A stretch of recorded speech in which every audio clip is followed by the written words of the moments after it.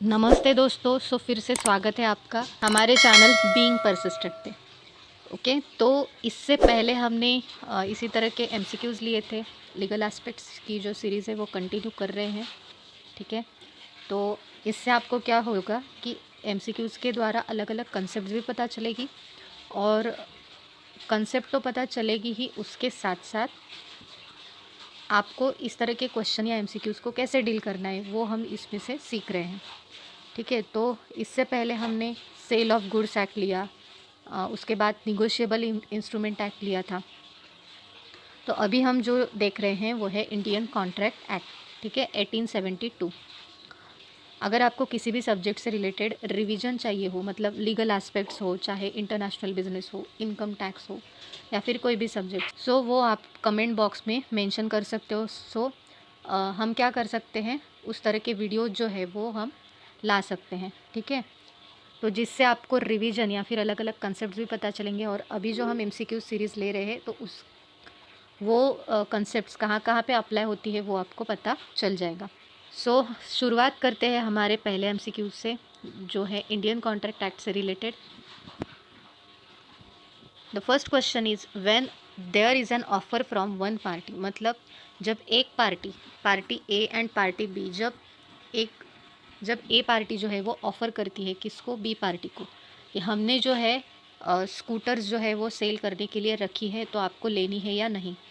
And acceptance by another party, तो B party क्या करेगी, येस मुझे स्कूटर लेनी है, तो वो ऑफ़र जो है वो क्या करी है, बी पार्टी ने एक्सेप्ट करी है। ओके, इस तरह के मतलब जो भी ट्रांजैक्शन होता है तो उसको हम क्या बोलते हैं, एसेंट बोलते हैं, कॉन्ट्रैक्ट बोलते हैं, रिलेशनशिप बोलते हैं, या एग्रीमेंट बोलते हैं। बेसिकली हम जो एमसीक्यूज़ ले रहे हैं वो इंडियन कॉन्ट्रैक्ट एक्ट से रिलेटेड है, बट इसमें agreement, contract, promisor, promisee, offeror, offeree, इस तरह के अलग अलग कंसेप्ट है। ठीक है, तो कॉन्ट्रैक्ट एंड एग्रीमेंट, इन दो कंसेप्ट में डिफरेंस है। ठीक है, एग्रीमेंट मतलब डिफरेंस क्या है कि जो एग्रीमेंट है वो कॉन्ट्रैक्ट का पार्ट है। क्लियर, मतलब कॉन्ट्रैक्ट ये टर्म बड़ी है एग्रीमेंट से। हमारा इसका जो आंसर है, यहाँ पे सिर्फ ऑफ़र की गई है। ओके, यहाँ पे कुछ कंसिड्रेशन या फिर पे करने का वगैरह कुछ अभी तक जो बातचीत है वो हुई नहीं है, सिर्फ क्या हुआ है, ऑफ़र की है एंड यहाँ पे एक्सेप्ट किया है। तो इस केस में हम इसको क्या बोलेंगे, एग्रीमेंट। ओके, मतलब एक ने ऑफ़र किया और दूसरा जो पर्सन है वो उस पर एग्री हुआ, उसने वो ऑफ़र एक्सेप्ट करी, तो इसको हम बोलते हैं एग्रीमेंट। आई होप आपको इस तरह से जो एग्रीमेंट का कंसेप्ट है वो क्लियर हो चुका होगा। Second question is when there is an offer from one party to another party, offer giving party is called. Obviously जब ऑफ़र एक पार्टी करेगी दूसरी पार्टी को, तो to another party, the offer giving party, मतलब जो भी पार्टी ऑफ़र करेगी तो वो क्या कहलाएगी, असेंट बोलेंगे हम उसको, नो। एक्सेप्टर बोलेंगे, नहीं। एक्सेप्टर क्यों, क्योंकि वो तो ऑफ़र एक्सेप्ट कर रही है, तो वो ऑफरर कैसे रहेगा, ऑफरी रहेगा या ऑफरर रहेगा। ठीक है, यहाँ पे जो है वो हमारा जो करेक्ट आंसर है वो है ऑफरर, मतलब यहाँ पे ए जो है वो ऑफरर होगा एंड बी जो है वो ऑफरी होगा। क्लियर, इस ट्रांजैक्शन में जो ऑफर करता है कोई भी चीज़ हो तो उसको हम ऑफरर बोलते हैं, एंड जो एक्सेप्ट करता है उसको हम ऑफरी बोलते हैं। Clear. Next question is when the agreement between, मतलब जब दो पार्टीज़ के बीच की जो एग्रीमेंट होती है वो जब लीगली वैलिड होती है, लीगली इन्फोर्सिएबल होती है, या उन दोनों के बीच में लीगल रिलेशनशिप तैयार हो जाता है, तो इस तरह की जो एग्रीमेंट होती है उसको हम क्या बोलते हैं, लीगल रिलेशनशिप बोलते हैं, कॉन्ट्रैक्ट बोलते हैं, अनइन्फोर्सिएबल बोलते हैं, या लीगल एग्रीमेंट बोलते हैं। अभी आपको यहाँ पे कन्फ्यूजन हो सकता है कि एग्रीमेंट भी है, कॉन्ट्रैक्ट भी है एंड रिलेशनशिप भी है। लीगल रिलेशनशिप यहाँ पे नहीं आएगा क्योंकि क्वेश्चन में जो दिया है वही आंसर में नहीं आएगा। ओके, दूसरा है अनइन्फोर्सिएबल, अगर लीगल है तो अनइन्फोर्सिएबल कैसे हो सकता है, ये भी नहीं आएगा। एंड अभी कॉन्ट्रैक्ट एंड लीगल एग्रीमेंट, तो हमने देखा था पहले क्वेश्चन में एग्रीमेंट यानी कि क्या, सिर्फ यहाँ पे ऑफ़र किया गया है एंड यहाँ पे एक्सेप्ट किया गया है, तो इसको हम बोलेंगे एग्रीमेंट। ओके, बट इस एग्रीमेंट को लीगल रिलेशन में कन्वर्ट करना या फिर लीगल रिलेशन में जब वो कन्वर्जन हो जाता है उस एग्रीमेंट का, तो हम उसको क्या बोलते हैं? Contract. It is known as contract. Okay, I hope आपको ये भी क्वेश्चन जो है वो क्लियर हो चुका होगा। Then our next question is that Amit invites John for dinner. Amit ने क्या किया है? जॉन को डिनर पे इनवाइट किया है and John accepts it. John ने क्या किया? उसको एक्सेप्ट किया। It becomes an example of. अभी आप यहाँ पे आपको यहाँ पे समझ में आएगा क्या कंसेप्ट है कि हमने पहला क्वेश्चन देखा था कि जो ऑफ़र करता है, ओके, ऑफ़र करने के बाद जिसने एक्सेप्ट किया, फॉर एग्ज़ाम्पल, ठीक है, सामने वाले पर्सन ने अगर एक्सेप्ट किया तो इसको हम बोलते हैं एग्रीमेंट। बट यहाँ पे भी क्या हुआ है? अमित ने इनवाइट जॉइन, मतलब उसने डिनर को आने के लिए ऑफ़र किया है। किसको? जॉन को। जॉन ने भी वो ऑफ़र एक्सेप्ट कर ली।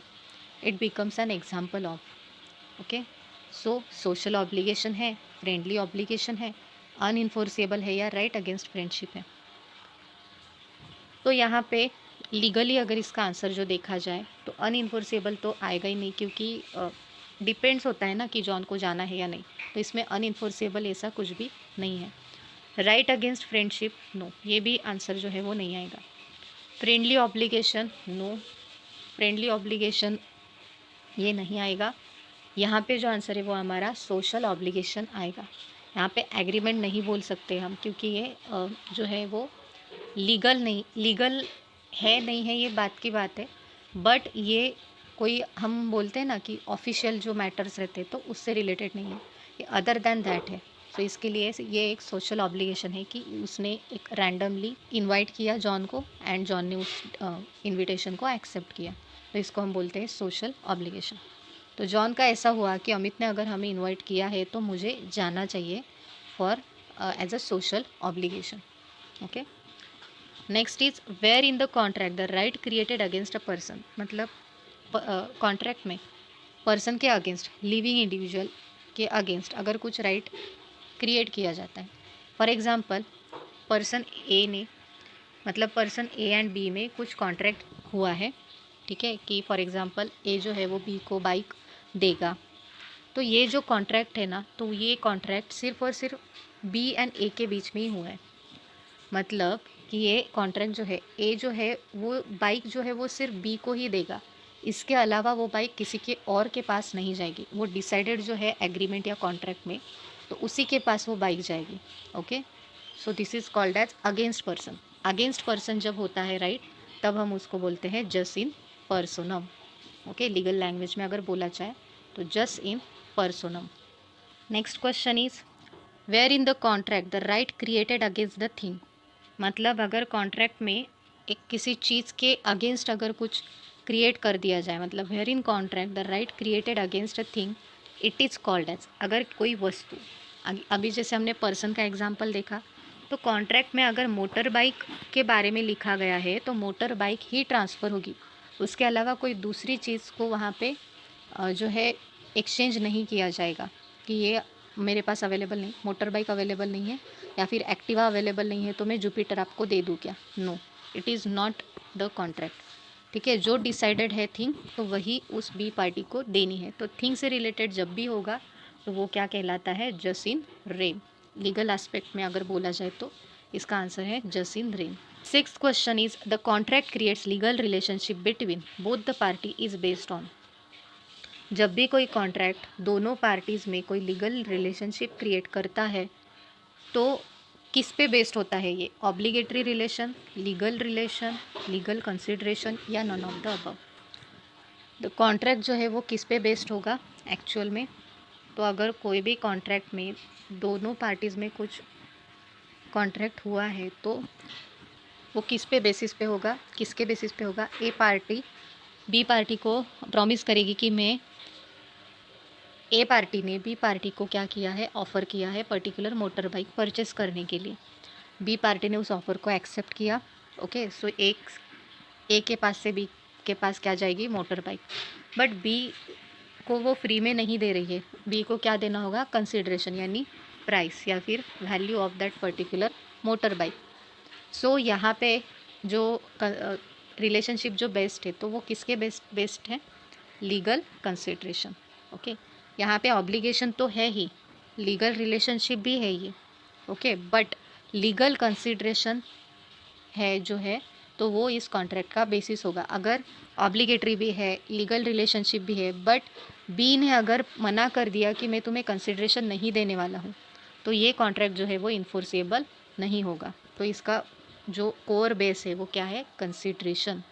ओके, कोई भी बिज़नेस किसके लिए चालू करते हैं बिजनेसमैन, तो प्रॉफिट के लिए। तो अगर उनको कुछ चीज़ बेचनी है तो उसके बदले में वो कुछ ना कुछ वैल्यू क्या करेंगे, एक्सपेक्ट करेंगे। उसके बाद 7th क्वेश्चन जो है, the contract created between parties can be considered valid. जो भी कॉन्ट्रैक्ट है दोनों पार्टीज़ के बीच में वो वैलिड कंसिडर किया जा सकता है if either of or both the parties are capable of following in contract so as to. दोनों पार्टीज़ अगर राज़ी हो कि येस हमें इस कॉन्ट्रैक्ट के अंडर जाना है या कॉन्ट्रैक्ट को हमें इन्फोर्स करना है, हम दोनों इसके ऊपर एग्री है, तो इस तरह का कॉन्ट्रैक्ट जो है, able to understanding contract and its terms, capable of fulfilling the consideration, file a suit in the case and all of the above. तो इस तरह का जो कॉन्ट्रैक्ट है तो वो किस तरह का होगा, येस दोनों पार्टी जो है उनको जो कॉन्ट्रैक्ट की टर्म्स एंड कंडीशन है वो एक्सेप्ट करनी होगी, अदरवाइज कॉन्ट्रैक्ट जो है वो इन्फोर्सेबल नहीं होगा।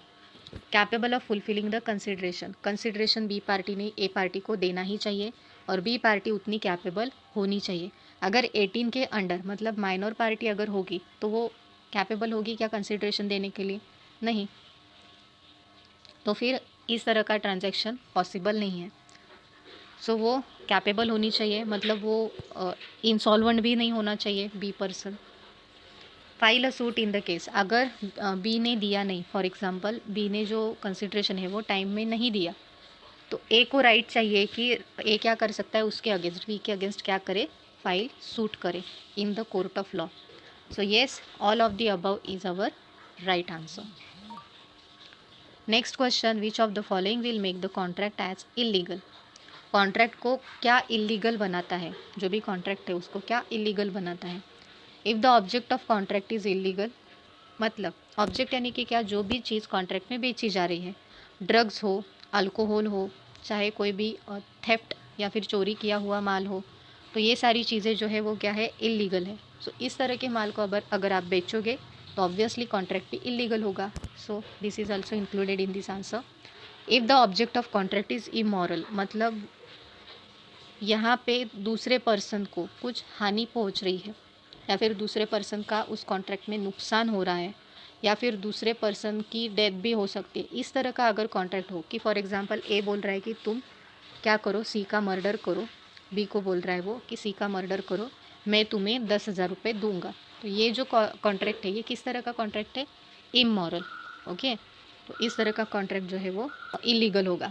उसके बाद if the object of contract is against public policy, public policy के अगेंस्ट मतलब जो भी लीगली वैलिड नहीं है, पब्लिक को उससे बहुत ज़्यादा हानि पहुंच सकती है। ओके, तो इस तरह का कॉन्ट्रैक्ट अगर हो कि यहाँ पे बॉम्ब ब्लास्ट करो, वहाँ पे उन लोगों को किडनैप करो, तो इस तरह के जो कॉन्ट्रैक्ट्स है वो टोटली इलीगल है। तो येस यहाँ पे भी हमारा जो आंसर है वो क्या आएगा, all of the above.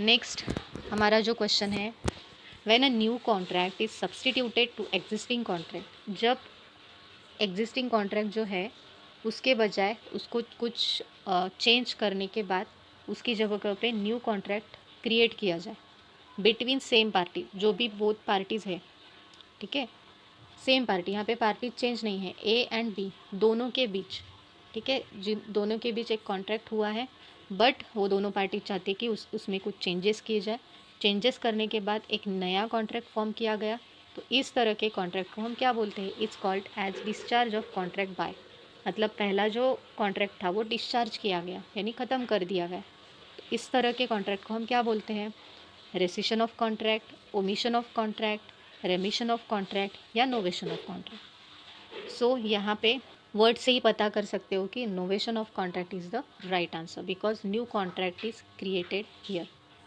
Clear. रेमिशन यानी कि पूरा मतलब रेमिट करना, ओमिशन यानी कुछ चीज़ें जो है वो उसमें से कट करना। ओके, सो इस तरह का जो है novation of contract is our right answer.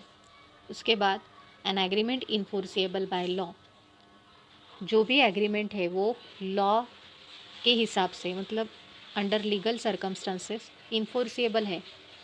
तो हमने देखा था कि एग्रीमेंट ये कॉन्ट्रैक्ट का ही छोटा पार्ट है, एग्रीमेंट से ही कॉन्ट्रैक्ट बनता है। सो हम यहाँ पे क्या आंसर देंगे कि इट इज़ द कॉन्ट्रैक्ट। जो भी एग्रीमेंट होगी लॉ के अंडर इन्फोर्सेबल होगी तो उसको हम कॉन्ट्रैक्ट बोलेंगे। फॉर एग्ज़ाम्पल यहाँ पे हम एग्ज़ाम्पल लेते हैं कि एक क्रिकेट मैच की वेगर जो होती है ना, वेगर एग्रीमेंट। फॉर एग्ज़ाम्पल जो ए है ना, तो वो क्या बोल रहा है कि टीम इंडिया जीती तो तुम मुझे 10,000 देना, और टीम इंग्लैंड जीती तो मैं तुम्हें 10,000 रुपये दूंगा। तो ये क्या हुई, एक प्रकार की बेट या वेगर हुआ। तो ये भी एग्रीमेंट ही है बट ये लीगल नहीं है। ओके, और ये लॉ के अंडर इन्फोर्स नहीं की जा सकती है। ये दोनों पार्टीज़ में अपने अपने से दोनों के साथ की हुई एग्रीमेंट है, आप बोल सकते हो वॉलेंट्री एग्रीमेंट। तो ये इन्फोर्सेबल बाय लॉ नहीं है, तो इसको हम कॉन्ट्रैक्ट नहीं बोल सकते हैं। बट फॉर एग्ज़ाम्पल कि ए पर्सन जो है वो बोल रहा है कि मैं तुम्हें 10,000 के गुड्स जो है वो सप्लाई कर दूंगा इस स्पेसिफिक डेट को। बी जो है वो बोल रहा है ठीक है मैं तुम्हें उसके बदले में पैसे दे दूंगा। ये एग्रीमेंट इन्फोर्सेबल है, ठीक है, अंडर द कंपनीज एक्ट के अंडर, या फिर आप अंडर द मतलब बिजनेस पर्पज से अगर देखा जाए तो इसको हम कॉन्ट्रैक्ट बोल सकते हैं कि दोनों के बीच में क्या हुआ है, कॉन्ट्रैक्ट हुआ है बिजनेस ट्रांजैक्शन से रिलेटेड। सो आई होप ये जो था आपका लास्ट क्वेश्चन था, तो आज का जो भी वीडियो है वो भी आपको हेल्पफुल लगा होगा। अगर आपको इससे रिलेटेड और भी कुछ कंसेप्ट्स क्लियर करनी हो, अगर रिवीजन की नीड हो तो आप ज़रूर बताइए, तो इस तरह के वीडियोज़ हम ज़रूर लाएंगे। और तब तक के लिए चैनल के साथ जुड़े रहने के लिए thank you so much. Channel को सब्सक्राइब कीजिए, लाइक कीजिए एंड ज़रूर अपने दोस्तों के साथ शेयर कीजिए, जिससे उन्हें भी इस तरह के वीडियोज़ की मदद मिल जाएगी। Thank you so much for watching. Take care of your self.